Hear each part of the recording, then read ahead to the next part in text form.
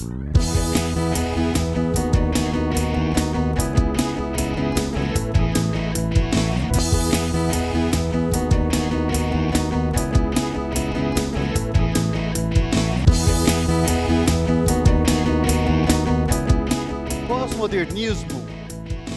é uma linha de pensamento, uma filosofia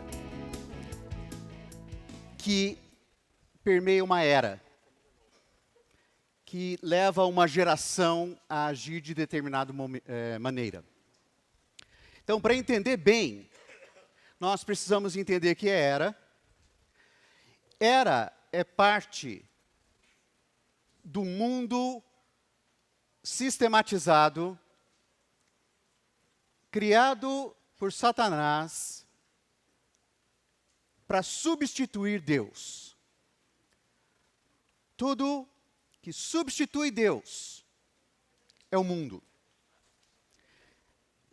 Então, a palavra mundo, em grego é cosmos, que significa, que geralmente é traduzida por mundo e também se refere tanto ao universo criado por Deus como às pessoas, né? Deus amou o mundo de tal maneira, mas também representa um sistema. Esse sistema tem vários segmentos, várias eras. A palavra era é aion, que algumas vezes é traduzida por curso, às vezes por mundo, às vezes por século. Então, em Efésios 2, as duas palavras aparecem juntas.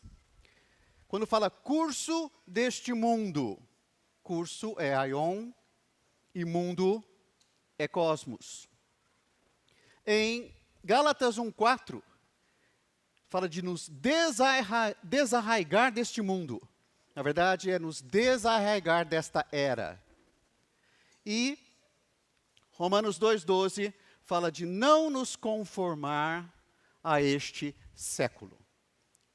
Então, o século, ou a era, ou o curso, é um momento, um período de tempo no mundo.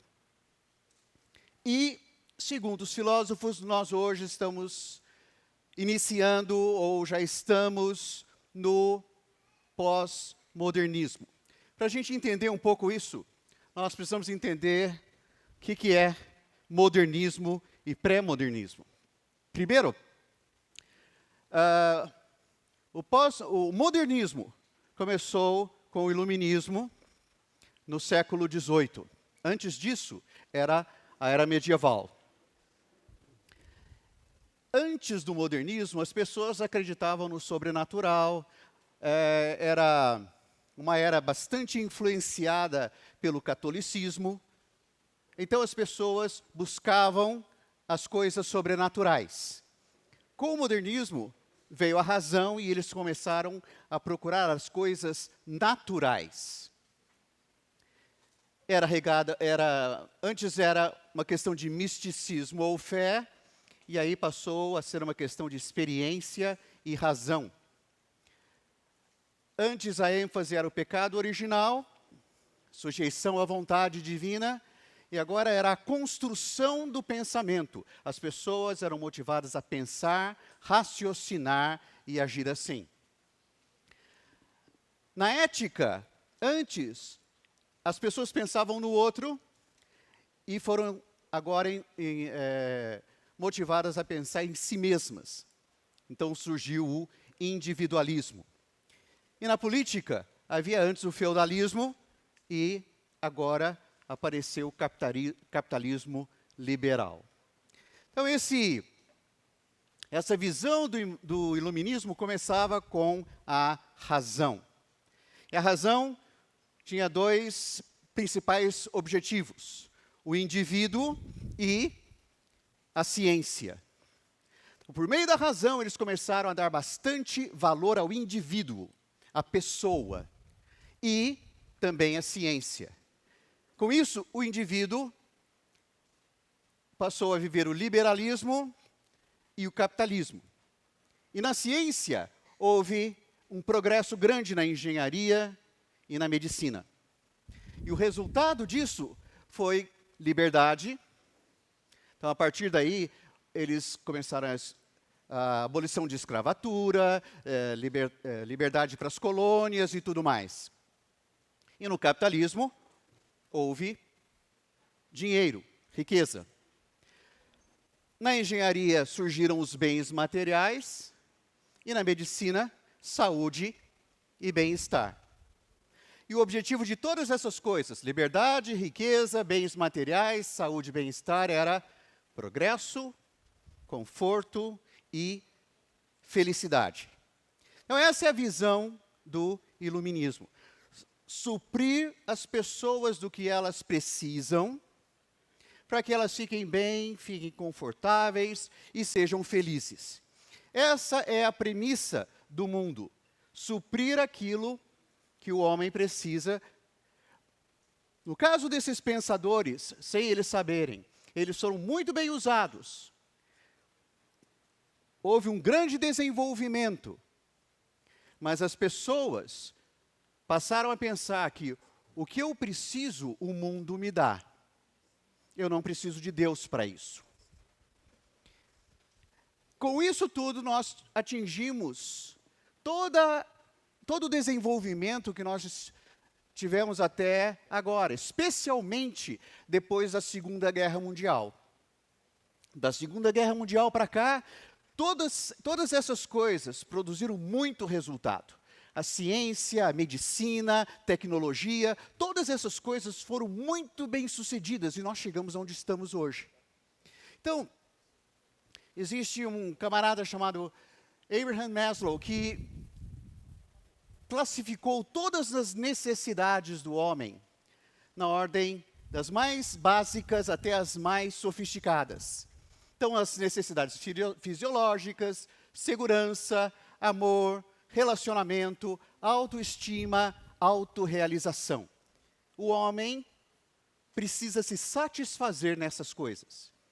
E as necessidades mais básicas são as mais urgentes. As que precisam ser satisfeitas primeiro, que são as necessidades físicas. Alimento, moradia.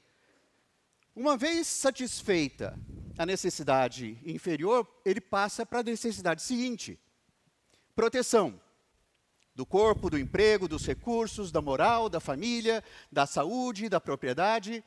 E aí, uma vez que essas coisas estão satisfeitas, ele passa a dar atenção a outras coisas, mais sofisticadas, como amizade, família, intimidade sexual. E aí vem a questão da autoestima. Ele precisa se satisfazer com autoestima, autoconfiança, conquista, adquirir o respeito dos outros e aprender a respeitar os outros. E por fim, no topo da pirâmide, você tem moral, criatividade, espontaneidade, solução de problemas, ausência de preconceito, aceitação dos fatos. Você não pode satisfazer as necessidades mais elevadas sem antes satisfazer as mais básicas. Então, isso significa que entre os povos mais avançados da sociedade ocidental de hoje, Europa, Estados Unidos, especialmente, toda a sociedade ocidental agora não só se preocupa com moradia, não só se preocupa com alimento, não só se preocupa com vestuário, mas consegue ter preocupações mais sofisticadas e carências mais sofisticadas, como, por exemplo, autorrealização. Se você vai a um país da África, eles não estão muito preocupados com autorrealização, eles precisam comer. Então, as necessidades básicas não foram satisfeitas ainda. Como é que eles podem ter necessidades maiores? Mas no mundo ocidental desenvolvido, essas coisas começaram a surgir, como infelicidade, frustração, insatisfação, depressão, se tornaram maus do século. Por quê? Porque as outras coisas já foram resolvidas. Então, o vazio interior continua. Sem saber que o único que pode preencher esse vazio é Deus, o mundo continua buscando outras coisas para satisfazer. Então, surgiu o que eles chamam de pós-modernismo. Já que as outras necessidades estão satisfeitas, vamos pensar em coisas mais sofisticadas. Então, um grupo resolveu, no final do século XX, em vez de pensar no naturalismo, vamos para o antirrealismo. Subjetivismo social em vez de experiência e razão. Construção social em vez de construção do conhecimento. Igualitarismo em vez do individualismo e socialismo em vez do capitalismo. Então, essa última coluna é o esqueleto do pós-modernismo. Então, para eles, não há maneira correta de interpretar a verdade. Para começar, não existe verdade. Verdade é subjetiva. Qualquer tipo de interpretação é correta. Se você interpreta uma verdade de um jeito e eu interpreto de outro, não há problema. Então, isso é o primeiro ataque direto contra a verdade divina. Porque não há verdade. O que para você é verdade, para mim não é. E não é questão de certo e errado. É questão que cada um tem a sua verdade. E cada um vive segundo a sua verdade. Os valores, a ética, são produtos socialmente subjetivos. Para um grupo, isso é ético. Para outro grupo, não é. E não há problema nenhum. Porque cada um tem a própria ética. Nenhum grupo tem um valor cultural melhor que o outro. Todos são igualmente válidos. E é preciso prestar mais atenção ao direito das minorias, coisa que antes não se enfatizava muito. E por causa desse direito das minorias, surgiu um negócio chamado politicamente correto, ou correção política. É aquilo que você não pode falar para não ofender determinado grupo. Então você não pode emitir a sua opinião, você pode não concordar, mas você deve tomar cuidado com aquilo que você fala. Porque se você ofender algum grupo, eles podem processar você. Então, embora nós falemos tanto da liberdade de expressão, essa liberdade precisa tomar cuidado. Antes você pensava assim, não, a minha liberdade termina onde começa a liberdade do outro. Agora não, a minha liberdade termina quando começa a ofensa do outro. Se eu ofender alguém, eu não tenho mais liberdade. Então, essa correção política se tornou, na verdade, uma tirania, com uma carinha feliz. Você não deve falar, mas continue sorrindo do mesmo jeito. Então, com isso, nós temos as atitudes pós-modernas. Se você tem opinião diferente, eu não vou argumentar com você e dar a você o benefício da dúvida. Eu não sei exatamente o que você pensa, então nós vamos dialogar até eu descobrir o que você pensa. No pós-modernismo, não. Você vai ser confrontado e eles vão brigar. Porque, apesar de não haver verdade, eles afirmam que a sua verdade não vale. E a deles vale. Então, há incoerência com isso. Eles não admitem que você impõe a sua verdade, mas eles podem impor a deles. Essa frase é bem um resumo do pensamento pós-modernista. Foi dita por um ativista gay numa palestra, num TED, e ele falou o seguinte: em vez de usar as minhas energias criativas para mudar o que eu sou, eu vou mudar a sociedade para me aceitar como eu sou. Então, essa é a ideia do pós-modernismo. Você muda a sociedade, você não precisa se mudar. Você adapta o meio, você continua sendo o que você quiser e o que quer que você queira ser, o que quer que você queira fazer é proibido. Por quê? Porque não existe verdade. não existe razão. Então, aqui tem alguns pensamentos.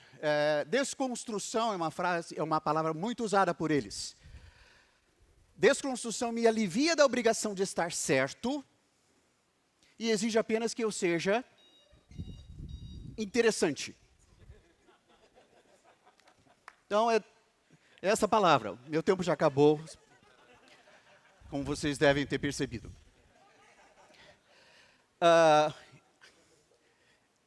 Os principais pensadores são Michel Foucault, Stanley Fish, e esse último que fala o pós-modernismo, não busca encontrar fundamentos e as condições da verdade, e sim exercer o poder para fazer uma mudança social. Em vez de me preocupar com o que é verdade e o que não é, não existe verdade. E a sociedade toda precisa se adaptar às várias formas de verdades que venham a acontecer. E isso é importante. Segundo esses pós-modernistas, a sociedade deste século não tem mais lugar para a cultura judaico-cristã. Isso é um ranço secular, atrasado, radical, ultrapassado, segregacionista, que precisa ser tirado da sociedade ocidental moderna. Tudo que se refere à Bíblia, tudo que se refere ao Antigo Testamento, precisa ser eliminado, porque isso é ultrapassado. E essas coisas são promovidas até mesmo em encontros da Unesco e tudo mais. E a maioria dos professores universitários, professores de segundo grau, todos têm esse pensamento socialista desse tipo. É preciso ter uma nova cultura para um novo século. E essa cultura precisa se livrar do pensamento, da cultura, da religião judaico-cristã. Houve também uma redefinição de amor. Assim, tolerância. Todo mundo fala que precisa ser tolerante. Mas, para eles, tolerância é aceitação e aprovação. Não é simplesmente você tolerar, você tem de aprovar. O que é tolerar? É aquilo que você não gosta, não quer, não pode, mas você tolera. Intolerância à lactose, por exemplo. Certo? Você não morre se tomar, mas aquilo faz mal para você. Mas nesse pensamento, não. Você não só precisa tolerar, como também tem de aceitar. Existe uma redefinição do amor, que é a ausência de conflito, a ausência de confronto, e todas as formas de amor são válidas. Tudo é uma manifestação do amor. Então, dessa maneira, nenhuma forma de amor pode ser condenada, pode ser julgada. Todas devem ser igualmente aceitas, promovidas e até, apreciadas. Isso nos leva ao que Paulo fala em 2 Timóteo. Capítulo 3, ele diz: sabe, porém, isto, nos últimos dias sobrevirão tempos difíceis, pois os homens serão egoístas, avarentos, jactanciosos, arrogantes, blasfemadores, desobedientes aos pais, ingratos, irreverentes, desafeiçoados, implacáveis, caluniadores, sem domínio de si, cruéis, inimigos do bem, traidores, atrevidos, enfatuados, mais amigos dos prazeres do que amigos de Deus, tendo forma de piedade, negando-lhe, entretanto, o poder. Foge também destes.